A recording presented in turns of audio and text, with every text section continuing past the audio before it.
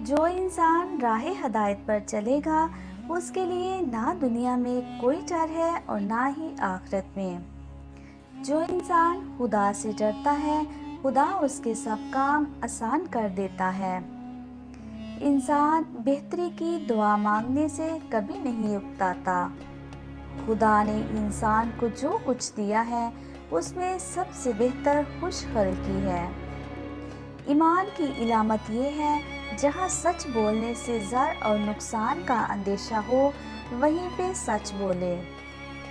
جو شخص پہلے سے ہی نشیب میں ہو اسے زوال کا کیا اندیشہ۔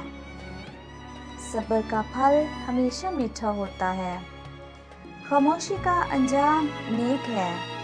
انتقام لینے سے نہ لینا بہتر ہے۔ دشمن کو معاف کر دینا ہی سب سے بڑا انتقام ہے۔ انتقام کی پلیٹ ٹھنڈی کر کے کھاؤ، انتقام کا بھی انتقام لیا جائے گا۔ انسان کا سب سے اچھا دوست اس کا ضمیر ہے، جو اچھی بات پر شاباش اور بری بات پر ملامت کرتا ہے۔ خیالات کی آمدنی کم ہو تو لفظوں کی فضول خرچی نہ کرو۔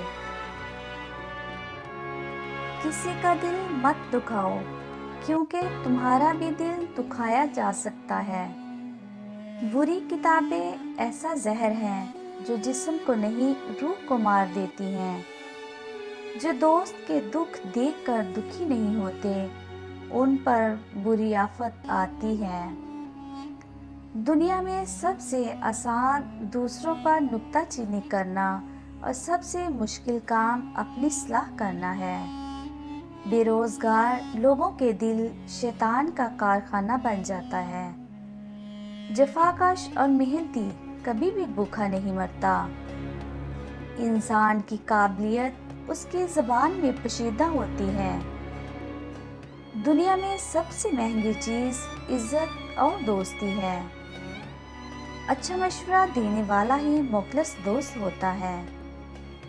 سب سے بڑی فتح اپنے نفس پر قابو پانا ہے۔